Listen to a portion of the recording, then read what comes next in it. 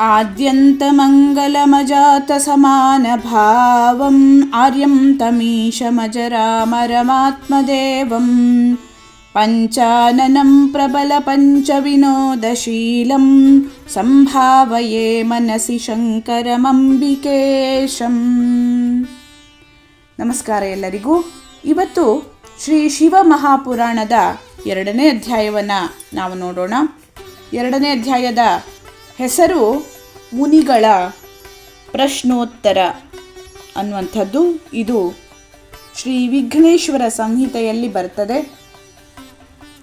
ಇಲ್ಲಿ ಶಿವ ಮಹಾಪುರಾಣದ ಮಹಾತ್ಮ್ಯ ಹಾಗೆ ಅದರ ಪರಿಚಯವನ್ನು ಮಾಡಿಕೊಡಲಾಗಿದೆ.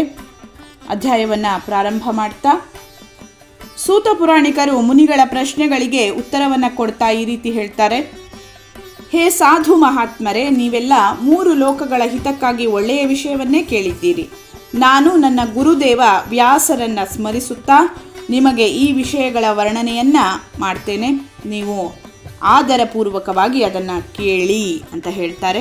ಮುಂದೆ ಹೇಳ್ತಾರೆ, ಎಲ್ಲಕ್ಕಿಂತ ಉತ್ತಮವಾದ ಶಿವಪುರಾಣವು ವೇದಾಂತದ ಸಾರಸರ್ವಸ್ವವು. ಹಾಗೆಯೇ ಹೇಳುವ ವಕ್ತಾರನಿಗೂ ಮತ್ತು ಶ್ರೋತೃಗಳಿಗೂ ಪಾಪರಾಶಿಯಿಂದ ಉದ್ಧಾರ ಮಾಡುವಂತಹದ್ದು.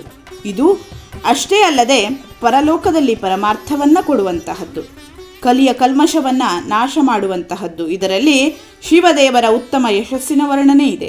ಹೇ ಬ್ರಾಹ್ಮಣರೇ, ಧರ್ಮ ಅರ್ಥ ಕಾಮ ಮೋಕ್ಷ ಈ 4 ಪುರುಷಾರ್ಥಗಳನ್ನು ಕೊಡುವಂತಹ ಈ ಪುರಾಣ ತನ್ನ ಪ್ರಭಾವದಿಂದ ಎಲ್ಲೆಡೆ ವಿಸ್ತಾರಿತವಾಗಿದೆ. ಹೇ ವಿಪ್ರೋತ್ತಮರೇ, ಆ ಸರ್ವೋತ್ತಮ ಶಿವಪುರಾಣದ ಅಧ್ಯಯನದಿಂದ ಕಲಿಯುಗದ ಪಾಪಾಸಕ್ತ ಜೀವಗಳು ಶ್ರೇಷ್ಠ ಗತಿಯನ್ನು ಹೊಂದುತ್ತವೆ. ಬ್ರಹ್ಮಹತ್ಯೆಯೇ ಆದಿಯಾಗಿ ಮಹಾಪಾಪಗಳು ಕೂಡ ನಿರ್ಭೀತಿಯಿಂದ ತಮ್ಮ ಫಲವನ್ನು ಕೊಡುತ್ತಾ ಇದ್ದವು ಈ ಶಿವಪುರಾಣದ ಉದಯಕ್ಕಿಂತ ಮುಂಚೆ. ಅರ್ಥಾತ್ ಶಿವಪುರಾಣವನ್ನು ಕೇಳಿದ ನಂತರ ಅಂತಃಕರಣ ಶಿವಭಕ್ತಿ ಪರಾಯಣವಾಗ್ತದೆ. ಅದರಿಂದ ಅಂತಃಕರಣ ಶುದ್ಧವಾಗಿ ಯಾವುದೇ ರೀತಿಯ ಪಾಪಕರ್ಮಗಳಲ್ಲಿ ಮಾನವನ ಪ್ರವೃತ್ತಿ ಆಗುವುದಿಲ್ಲ. ಆಗ ಬ್ರಹ್ಮ ಹತ್ಯಾದಿ ಭಯಂಕರ ಪಾಪಗಳು ಆಗದೇ ಇರುವಂತಹ ಸಂದರ್ಭದಲ್ಲಿ ಪಾಪದ ಫಲ ಭೋಗಿಸುವ ಪ್ರಮೇಯವೇ ಇಲ್ಲ ಎಂಬುದಾಗಿ. ಶಿವಪುರಾಣದ ಉದಯಕ್ಕಿಂತ ಮೊದಲು ಕಲಿಯುಗದ ಪಾಪಿಷ್ಠರು ನಿರ್ಭಯವಾಗಿ ತಿರುಗಾಡಿಕೊಂಡಿದ್ದರು. ಶಿವಪುರಾಣದ ಉದಯದಿಂದ ಶಾಸ್ತ್ರಗಳಲ್ಲಿ ಯಾವುದೇ ರೀತಿಯ ವಿವಾದಗಳೂ ಇರುವುದಿಲ್ಲ. ಎಲ್ಲ ಪ್ರಕಾರದ ಭುಕ್ತಿ ಮುಕ್ತಿ ಪ್ರದಾತ ಶಾಸ್ತ್ರಗಳು ಈ ಶಿವಪುರಾಣದಲ್ಲೇ ಇವೆ. ಶಿವಪುರಾಣದ ಉದಯಕ್ಕಿಂತ ಮುಂಚೆ ಮಹಾವ್ಯಕ್ತಿಗಳಿಗೆ ಶಿವನ ಸ್ವರೂಪ ದುರ್ಬೋಧವಾಗುತ್ತದೆ. ಯಮದೂತರೂ ಕೂಡ ಶಿವಪುರಾಣದ ಉದಯಕ್ಕಿಂತ ಮೊದಲು ನಿರ್ಭಯವಾಗಿ ಓಡಾಡಿಕೊಂಡಿದ್ದರು. ಬೇರೆ ಎಲ್ಲ ಪುರಾಣಗಳು ಪೃಥ್ವಿಯಲ್ಲಿ ಶಿವಪುರಾಣಕ್ಕಿಂತ ಮುಂಚೆ ಪ್ರಚಲಿತದಲ್ಲಿ ಇರ್ತವೆ. ಭೂಮಿಯ ಮೇಲೆ ತೀರ್ಥಕ್ಷೇತ್ರಗಳ ವಿವಾದ ಶಿವಪುರಾಣದ ಉದಯಕ್ಕಿಂತ ಮುಂಚೆ ಪ್ರಚಲಿತದಲ್ಲಿ ಇರ್ತದೆ. ಶಿವಪುರಾಣವು ಪ್ರಕಟವಾದ ತಕ್ಷಣ ಎಲ್ಲರೂ ಅದನ್ನು ಅಧ್ಯಯನ ಮಾಡಲಿಕ್ಕೆ ಪ್ರಾರಂಭ ಮಾಡ್ತಾರೆ ಅನ್ನೋದು ಇದರ ಅರ್ಥ. ಎಲ್ಲ ಮಂತ್ರ ಕ್ಷೇತ್ರ, ಅನೇಕ ಪೀಠಗಳು, ದಾನ ಧರ್ಮಗಳು, ಅನೇಕ ದೇವಗಣಗಳು, ಅನೇಕ ಸಿದ್ಧಾಂತಗಳು ಪೃಥ್ವಿಯಲ್ಲಿ ವಿವಾದವನ್ನು ಶಿವಪುರಾಣದ ಉದಯಕ್ಕಿಂತ ಮುಂಚೆ ಸೃಷ್ಟಿಸ್ತಾ ಇದ್ದವು. ಹೇ ಶ್ರೇಷ್ಠ ಮುನಿವೃಂದವೇ, ಈ ಶಿವಪುರಾಣದ ಕೀರ್ತನ ಮಾಡುವುದರಿಂದ ಹಾಗೂ ಕೇಳುವುದರಿಂದ ಉಂಟಾಗುವ ಎಲ್ಲ ರೀತಿಯ ಫಲಗಳನ್ನು ಶಬ್ದ ಮಾತ್ರದಿಂದ ಹೇಳುವುದಕ್ಕೆ ಸಾಧ್ಯವಿಲ್ಲ. ಹೇ ನಿಷ್ಪಾಪರಾದ ಮುನಿವೃಂದದವರೇ, ಆದಾಗ್ಯೂ ಶಿವಪುರಾಣದ ಕೆಲವು ಮಹಾತ್ಮ್ಯವನ್ನು ನಿಮ್ಮ ಮುಂದೆ ಹೇಳುತ್ತೇನೆ. ಶ್ರೀ ವ್ಯಾಸರಿಂದ ಇವುಗಳು ಮೊದಲು ನನಗೆ ಹೇಳಲ್ಪಟ್ಟಂತಹವು. ಮನಸ್ಸಿಟ್ಟು ನೀವೆಲ್ಲ ಧ್ಯಾನಪೂರ್ವಕವಾಗಿ ಕೇಳಿ ಎನ್ನುವುದಾಗಿ ಸೂತ ಪುರಾಣಿಕರು ಹೇಳುತ್ತಾರೆ. ಮುಂದೆ ಹೇಳ್ತಾರೆ ಅವರು, ಯಾರು ಭಕ್ತಿಪೂರ್ವಕವಾಗಿ ಈ ಶಿವಪುರಾಣದ 1 ಶ್ಲೋಕ ಅಥವಾ ಅರ್ಧ ಶ್ಲೋಕವನ್ನಾದರೂ ಓದ್ತಾರೋ ಆ ಕ್ಷಣವೇ ಅವರು ಪಾಪದಿಂದ ನಿವೃತ್ತಿಯನ್ನು ಹೊಂದುತ್ತಾರೆ. ಯಾರು ಆಲಸ್ಯರಹಿತರಾಗಿ ಪ್ರತಿದಿನ ಭಕ್ತಿಪೂರ್ವಕವಾಗಿ ಈ ಶಿವಪುರಾಣವನ್ನು ಯಥಾಶಕ್ತಿ ಪಠಿಸುವರೋ ಅವರು ಜೀವನ್ಮುಕ್ತರೆಂದು ಹೇಳಲ್ಪಡ್ತಾರೆ. ಯಾರು ಈ ಶಿವಪುರಾಣದ ಪೂಜೆಯನ್ನು ಸದಾ ಮಾಡ್ತಾರೋ ಅವರು ನಿಸ್ಸಂದೇಹವಾಗಿ ಪ್ರತಿದಿನ ಅಶ್ವಮೇಧ ಯಜ್ಞದ ಫಲವನ್ನು ಹೊಂದುತ್ತಾರೆ. ಯಾವ ವ್ಯಕ್ತಿಯು ಸಾಧಾರಣ ಪದದ ಪ್ರಾಪ್ತಿಗಾಗಿ ಈ ಶಿವಪುರಾಣವನ್ನು ಕೇಳ್ತಾನೋ ಅವನು ಕೂಡ ಪಾತಕಗಳಿಂದ ಮುಕ್ತಿಯನ್ನು ಹೊಂದುತ್ತಾನೆ. ಯಾರು ಈ ಶಿವಪುರಾಣಕ್ಕೆ ಸಮೀಪದಿಂದ ನಮಸ್ಕರಿಸ್ತಾರೋ ಅವರು ಎಲ್ಲ ದೇವತೆಗಳ ಪೂಜೆಯ ಫಲವನ್ನು ಹೊಂದುವರು, ಇದರಲ್ಲಿ ಸಂಶಯವಿಲ್ಲ. ಯಾರು ಈ ಶಿವಪುರಾಣವನ್ನು ಬರೆದು ಶಿವಭಕ್ತರಿಗೆ ಹಂಚುತ್ತಾರೋ ಅದರಿಂದ ದೊರೆಯುವಂತಹ ಫಲವನ್ನು ಈಗ ನೀವು ಕೇಳಿ ಅಂತ ಹೇಳ್ತಾರೆ ಸೂತ ಪುರಾಣಿಕರು. ಮುಂದೆ ಹೇಳ್ತಾರೆ, ಶಾಸ್ತ್ರಗಳ ಅಧ್ಯಯನ ಮಾಡುವುದರಿಂದ ಹಾಗೂ ವೇದಗಳ ಪಠಣದಿಂದ ಯಾವ ದುರ್ಲಭವಾದ ಫಲ ದೊರೆಯುತ್ತೋ ಅದೇ ಫಲ ಆ ಪುಣ್ಯಾತ್ಮನಿಗೆ ಸಿಗ್ತದೆ. ಯಾರು ಚತುರ್ದಶಿ ತಿಥಿಯ ದಿನ ಉಪವಾಸ ಮಾಡಿ ಈ ಶಿವಪುರಾಣವನ್ನು ಶಿವಭಕ್ತರೊಂದಿಗೆ ಹಂಚಿಕೊಳ್ಳುವರೋ ಅಂತಹ ಶ್ರೇಷ್ಠ ಪುರುಷನು ಶಿವಪುರಾಣದ ಪ್ರತಿ ಅಕ್ಷರದ ಸಂಖ್ಯೆಗೆ ಅನುಗುಣವಾಗಿ ಗಾಯತ್ರಿ ಪುರಶ್ಚರಣೆಯ ಫಲ ಆತನಿಗೆ ಸಿಗ್ತದೆ ಹಾಗೂ ಆತ ಈ ಲೋಕದ ಎಲ್ಲ ಅಭೀಷ್ಟಗಳು ಸುಖವನ್ನು ಹೊಂದಿ ಅಂತ್ಯದಲ್ಲಿ ಮೋಕ್ಷವನ್ನು ಹೊಂದುತ್ತಾನೆ. ಯಾರು ಚತುರ್ದಶಿಯ ರಾತ್ರಿ ಉಪವಾಸಪೂರ್ವಕ ಜಾಗರಣೆ ಮಾಡಿ ಶಿವಪುರಾಣವನ್ನು ಓದುವನೋ ಅಥವಾ ಕೇಳುವನೋ ಅವರಿಗೆ ಸಿಗುವ ಪುಣ್ಯದ ಫಲವನ್ನು ನಾನು ಹೇಳ್ತೇನೆ, ಈಗ ಕೇಳಿ ಅಂತ ಸೂತ ಪುರಾಣಿಕರು ಹೇಳ್ತಾರೆ. ಮುಂದೆ ಅದರ ಫಲವನ್ನು ಅವರು ಹೇಳ್ತಾರೆ.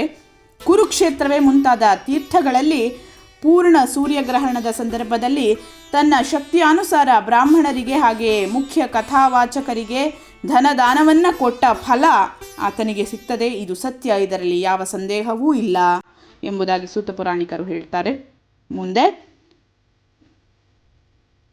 ಯಾವ ವ್ಯಕ್ತಿ ಈ ಶಿವಪುರಾಣದ ಗಾನವನ್ನು ದಿನ ರಾತ್ರಿ ಮಾಡ್ತಾನೋ ಇಂದ್ರಾದಿ ದೇವಗಣ ಅವನ ಆಜ್ಞೆಯ ಪ್ರತೀಕ್ಷೆಯನ್ನು ಮಾಡ್ತಾರಂತೆ.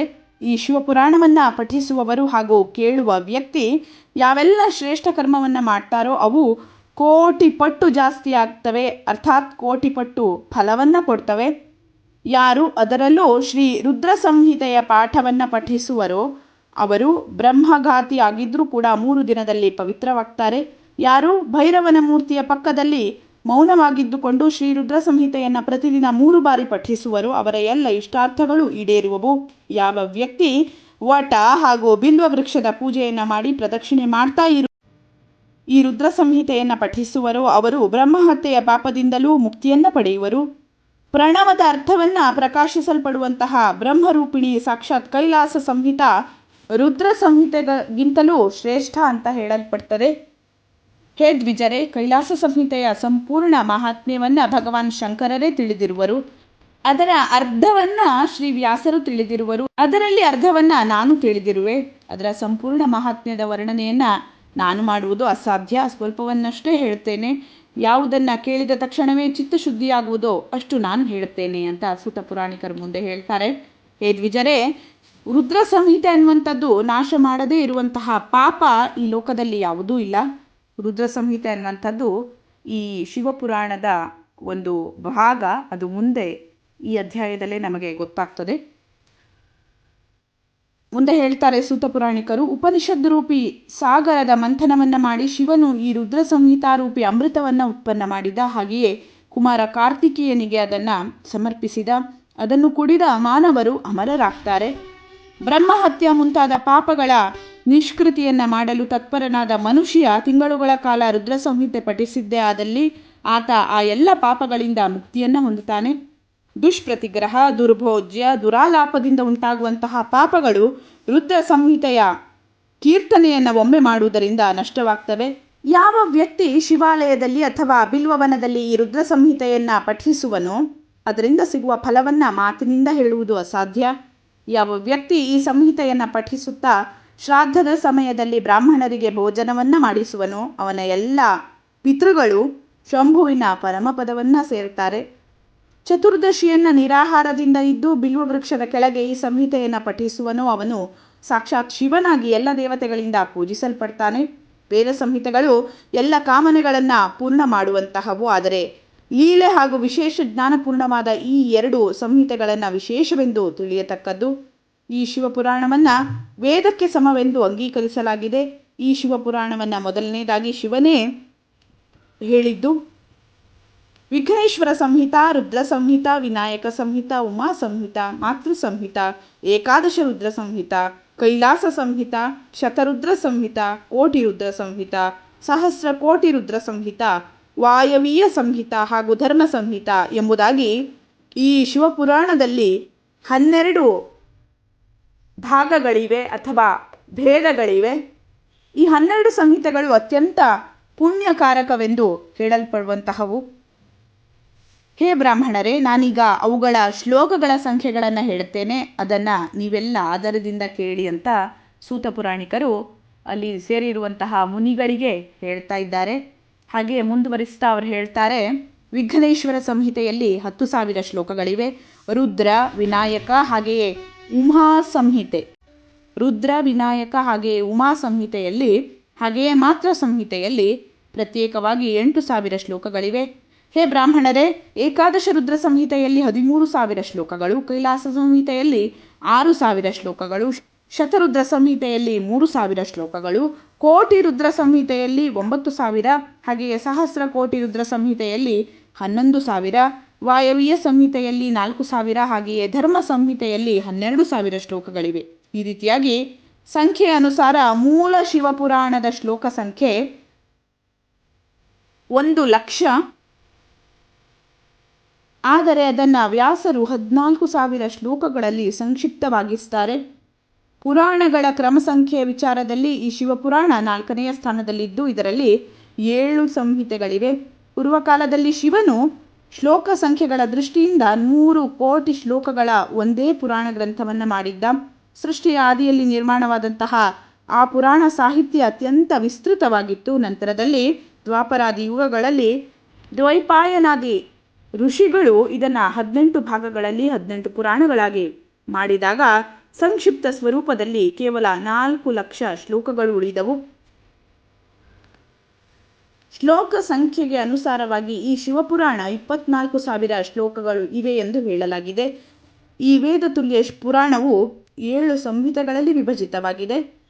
ಇದರ ಮೊದಲ ಸಂಹಿತೆಯ ಹೆಸರು ವಿಘ್ನೇಶ್ವರ ಸಂಹಿತೆ, 2ನೆಯದು ರುದ್ರ ಸಂಹಿತೆ, 3ನೆಯದು ಶತರುದ್ರ ಸಂಹಿತೆ, 4ನೆಯದು ಕೋಟಿ ರುದ್ರ ಸಂಹಿತೆ, ಹಾಗೆಯೇ 5ನೆಯದು ಉಮಾ ಸಂಹಿತ, 6ನೆಯದು ಕೈಲಾಸ ಸಂಹಿತ, 7ನೆಯದು ವಾಯವ್ಯ ಸಂಹಿತ. ಈ ರೀತಿ 7 ಸಂಹಿತೆಗಳಿಂದ ಕೂಡಿದಂತಹ ದಿವ್ಯ ಶಿವಪುರಾಣ ವೇದಗಳಂತೆ ಪ್ರಾಮಾಣಿಕ ಹಾಗೂ ಎಲ್ಲಕ್ಕಿಂತ ಉತ್ಕೃಷ್ಟ ಗತಿಯನ್ನು ದಯಪಾಲಿಸುವಂತಹದ್ದು. ವೇದ, ಸ್ಮೃತಿ, ಪುರಾಣ, ಇತಿಹಾಸ ಹಾಗೂ ಸಾವಿರಾರು ಆಗಮಗಳು ಈ ಶಿವಪುರಾಣದ ಸ್ವಲ್ಪವೇ ಸ್ವಲ್ಪ ಭಾಗಕ್ಕೂ ಸಮವಲ್ಲದವುಗಳು. ಈ ನಿರ್ಮಲ ಶಿವಪುರಾಣವು ಶಿವದೇವರಿಂದ ಪ್ರತಿಪಾದಿತವಾದದ್ದು. ಶೈವ ಶಿರೋಮಣಿ ವ್ಯಾಸರು ಇದನ್ನು ಸಂಕ್ಷೇಪಿಸಿದ್ದಾರೆ. ಇದು ಸಮಸ್ತ ಜೀವ ಸಮುದಾಯಕ್ಕೆ ಉಪಕಾರಕ, ತ್ರಿವಿಧ ತಾಪನಾಶಕ, ತುಲನೆಗೆ ನಿಲುಕದಂತಹದ್ದು, ಸತ್ಪುರುಷರಿಗೆ ಕಲ್ಯಾಣಕಾರಿಯೂ ಆಗಿದೆ. ಇದರಲ್ಲಿ ವೇದಾಂತ ವಿಶೇಷ ಜ್ಞಾನ ಪ್ರಧಾನ, ಹಾಗೆಯೇ ನಿಷ್ಕಪಟ ಧರ್ಮಗಳ ಪ್ರತಿಪಾದನೆ ಮಾಡಲಾಗಿದೆ. ಈ ಪುರಾಣ ಈರ್ಷ್ಯಾರಹಿತ ಅಂತಃಕರಣದ ವಿದ್ವಾಂಸರಿಗೆ ತಿಳಿಯುವ ವಸ್ತುವಾಗಿದೆ. ಇದರಲ್ಲಿ ಶ್ರೇಷ್ಠ ಮಂತ್ರ ಸಮೂಹಗಳ ಸಂಕಲನವೇ ಇದೆ. ಧರ್ಮ, ಅರ್ಥ, ಕಾಮಗಳ ಪ್ರಾಪ್ತಿಯ ಸಾಧನಗಳ ವರ್ಣನೆಯೂ ಇದರಲ್ಲಿದೆ. ಉತ್ತಮವಾದಂತಹ ಈ ಶಿವಪುರಾಣ ಎಲ್ಲ ಪುರಾಣಗಳಿಗಿಂತ ಶ್ರೇಷ್ಠ. ವೇದಾಂತಗಳಲ್ಲಿ ವೇದ್ಯ ರೂಪದಲ್ಲಿ ವಿಲಸಿತ ಪರಮ ವಸ್ತು ಪರಮಾತ್ಮನ ಗಾನವನ್ನು ಇಲ್ಲಿ ಮಾಡಲಾಗಿದೆ. ಯಾರು ಪರಮ ಆದರದಿಂದ ಇದನ್ನು ಓದುವರೋ ಅಥವಾ ಕೇಳುವರೋ ಅವರಿಗೆ ಶಿವ ಅತ್ಯಂತ ಪ್ರೀತಿಪಾತ್ರನಾಗ್ತಾನೆ. ಅವರು ಶಿವನಿಗೆ ಪ್ರಿಯರಾಗಿ ಪರಮಗತಿಯನ್ನು ಹೊಂದುತ್ತಾರೆ. ಇಲ್ಲಿಗೆ ಮುನಿ ಪ್ರಶ್ನೋತ್ತರವೆಂಬ ಶಿವಮಹಾಪುರಾಣದ 2ಯ ಅಧ್ಯಾಯ ಸಮಾಪ್ತವಾಯಿತು. ಧನ್ಯವಾದಗಳು. ಲೋಕಾಃ ಸಮಸ್ತಾಃ ಸುಖಿನೋ ಭವಂತು.